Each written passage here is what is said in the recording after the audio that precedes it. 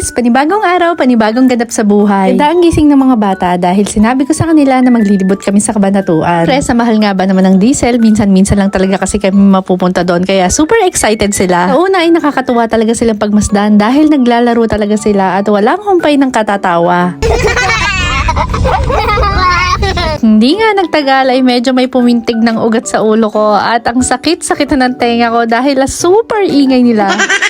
Diyan kasing magkaladyaan, magtawanan at hindi mawawala ang iyakan. Alam nyo ba, sa buong biyahe na yon, hindi talaga sila natahimik. Para naman medyo mapirmi sila ng konti, sabi ko sa kanila mag-count sila up to 100 dahil yon ay makakarating na kami sa SM. 157. Naramdaman nila na medyo malayo pa talaga ay tumigil na sila sa pagbibilang.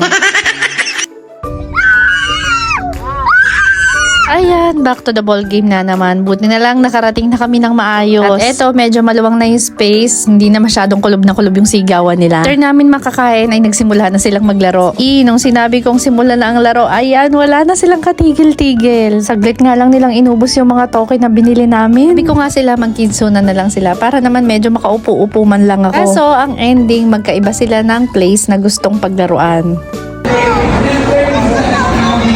Yan, at hindi nga sila nagkasundo hanggang sa magkaiyakan na naman. Hay, nako, eto na yata yung araw na pinaka nakakapagod na naranasan ko. O siya, sige, hanggang dito na lang. See you on my next mini vlog. Follow for more.